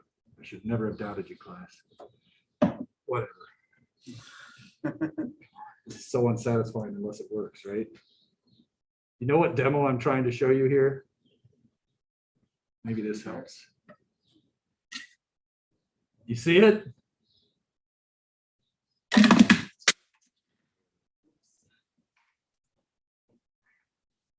Yeah, I can do this, I swear.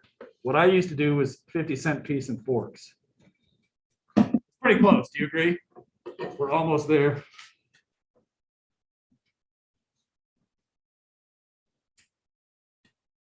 All right, I'm really close, and I'd have to do the math. Fortunately, you could do that at home. More things. Look at this weird shape, right? You might wonder where the center mass needs to be for this thing. Obviously, this lends it to another technique, which I'll show you on the way out the door here. You can always find the balancing point, but some object is very difficult, as you can see in the real world. If you look at 9.37, that addresses this problem. Notice you might be saying, well, dude, not everything's a straight line. You keep making us do linear equations. 9.37 walks you through how to do a 2D shape. All right, so I'll mention something right after I stop the live stream and give you back your tests, okay? So 9.37, notice that's basically, you do a parabola and you figure out the constants from a parabola. Does that remind you of anything, Alan, from 163? Remember this problem? Resistance between two faces for slabs. Yeah, remember that? Same problem. Anyway, so we do a lot of these same problems in 163 again. So it's worth putting a little bit of effort. If you're a civil engineer, you're gonna have to do this crap in another class too. Something I want to mention as well. Here's an old school trick. You can literally balance, I can't see anything. We're almost there, people. Whoops. You can take an object and balance it like this and just hang it. Right? And then you could draw a line straight down, and then you can hang it about a different point. You've probably seen this method before, but this is another technique to figuring out where the center of mass is. So then you can tell right there at that point, it should be the center of mass. Whoa. All right.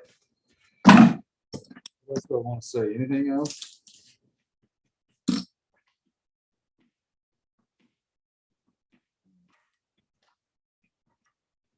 For tomorrow's lab, please look at problem 9.33 and 9.33 in the third. Basically, the problem's at the bottom of page 46. Certainly 933 and 933 in the third before lab. And watch the videos and do as much as you can. Just because I want you to succeed. This stuff, learning how to do for loops and while loops is a little bit tricky. I'm going to show you at the beginning of class tomorrow in lab. Let's call that good. I'm going to stop the live stream here.